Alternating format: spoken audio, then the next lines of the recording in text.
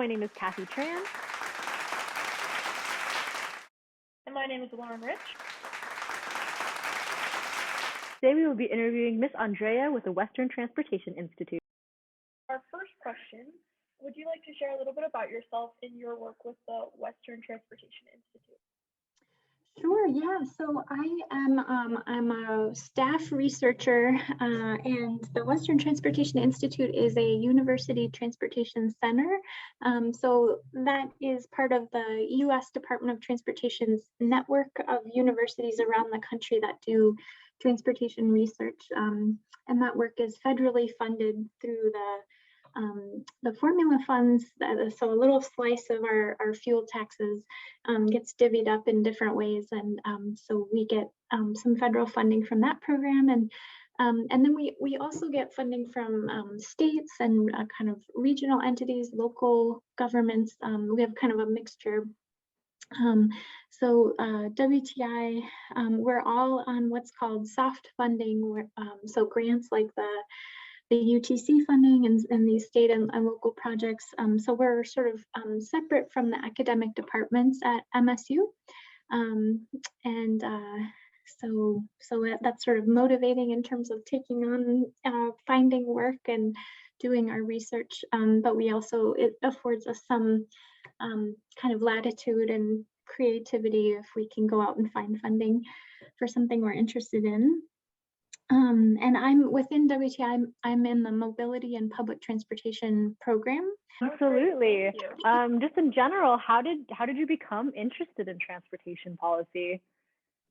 Yeah, I always am so happy to share about that, and I kind of enjoy thinking about that. So after I had an undergraduate interdisciplinary degree, and my program was called Environmental Studies at Middlebury College, and so I knew I wanted to work on environmental protection and sustainability sort of broadly, but I was a little bit unsure of kind of where to direct that energy. Coming out of school, but I had done an internship and visited Washington, D.C. a few times, and I knew I could live there pretty affordably without owning a car. One of the relatively few cities in the U.S. where I thought I can move there, kind of get oriented, get my feet on the ground, and kind of keep exploring kind of where to pursue school and kind of career-wise. So early in my time in DC, I was a paralegal at the U.S. Department of Justice for 3 years, and but what that meant was I was living in different parts of the region, and I quickly became a transit and bike commuter. And so without owning a car, I walked or transit and biked a lot, and very occasionally took taxis, but that sort of was my first kind of exposure to thinking about communities and sort of how we organize our space. And like I would have these very uneven commuting experiences, especially biking, where for a few blocks I would feel very safe. There might be a bike lane. At the time, I don't think DC had any protected bike lanes, but separated trails. And then sort of kind of a few blocks later, I would be kind of thrown into the mix of pretty congested urban traffic, and be like, why does it feel so uneven? What are the policies sort of around why this is feeling so different? I know you touched on this a bit in class, but what is happening with the United States public transit system, and how does it differ from Europe or Japan? The U.S. was a kind of early leader and innovator in public transportation, sort of in the first third or so of the 20th century. We were really kind of leading the way in kind of designing streetcars and trains and things like that. And our paths have diverged from many of our economic peers. Compared to our peers now, we have invested, I think, much less in rail. And so our transit, with the exception of a few of our very largest cities, is very, very much bus based. And I ride buses regularly here in Bozeman and then other places. So I appreciate the rural buses. They can really be sort of the workhorses of our transit systems, but they just can't compete with trains in terms of some really key metrics in terms of like carrying capacity, sort of riders per hour, and also like fuel efficiency, and they're just sort of like a kind of next level up of transit. And so I would say, you know, probably many of our friends from around the world, our economic peer countries, you know, come and they're probably like, oh, like where's the high quality transit? You know, it's just very underinvested in here. Maybe one other sort of characteristic thing that might set us apart is, unfortunately, how politicized public transportation has become.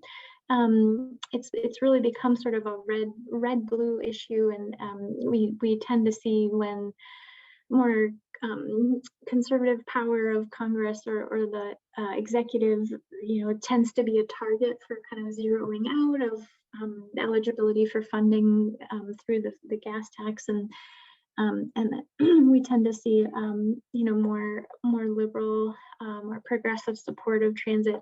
But that's somewhat new, I think, and it hasn't always been like that.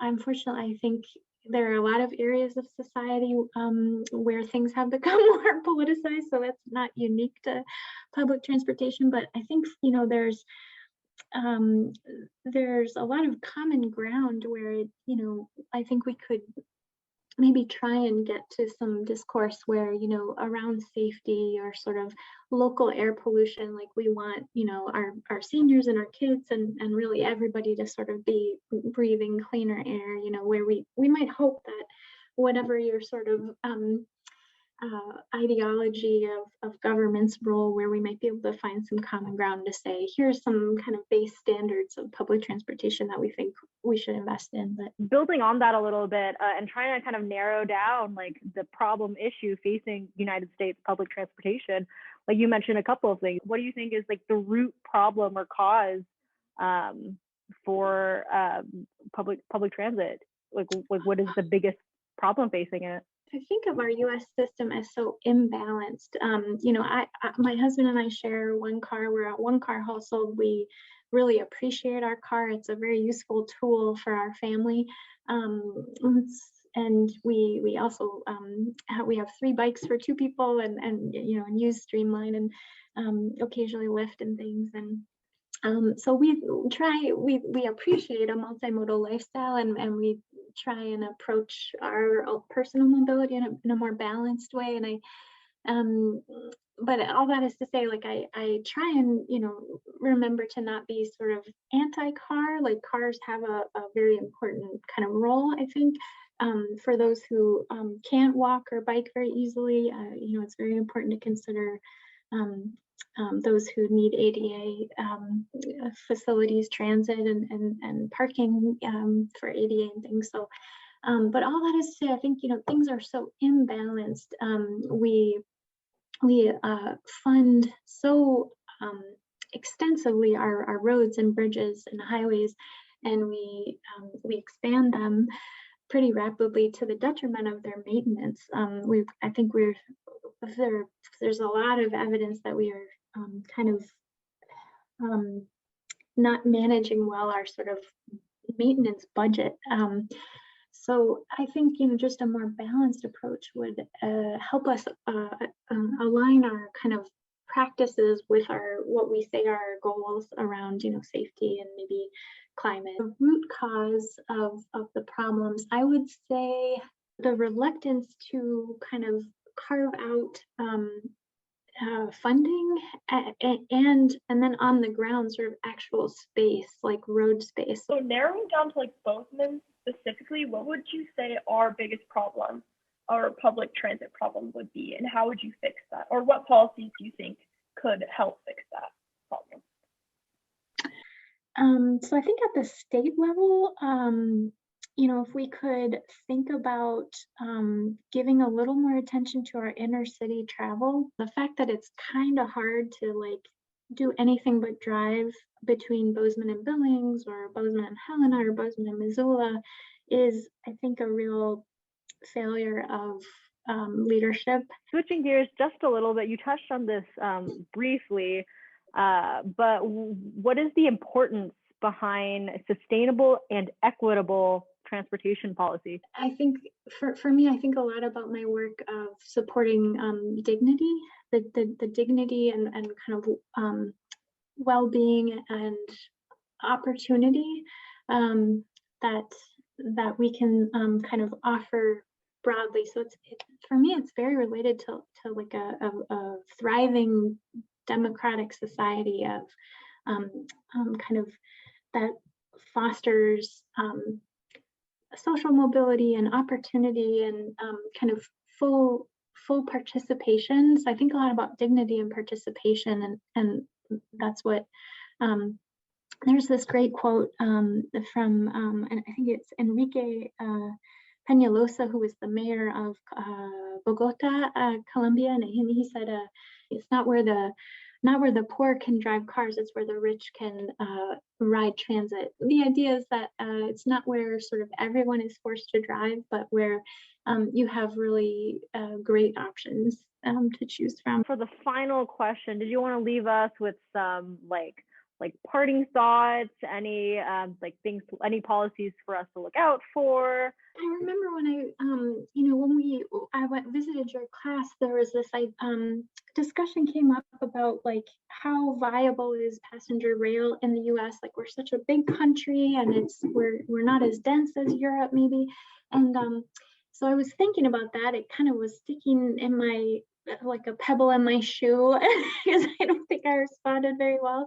And so then I visited another class last week and really tried to emphasize like, this is America. We can, if we want world-class passenger rail, we can do it. Nothing can stop us. If we want world-class bike infrastructure, pedestrian experience, if that's important to us, nothing can stop us. We can absolutely do it.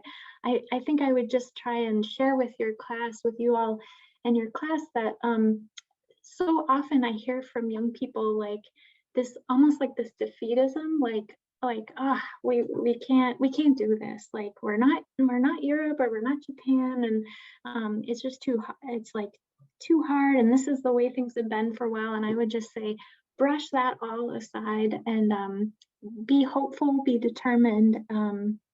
And that being said, these are kind of often political decisions. They're not engineering problems that we don't know how to fix. It's a matter of trying to find some consensus around what are our priorities and our values, and how can we most fully express them. After an awesome interview with Miss Andrea, here are a few of our alternative policy proposal ideas.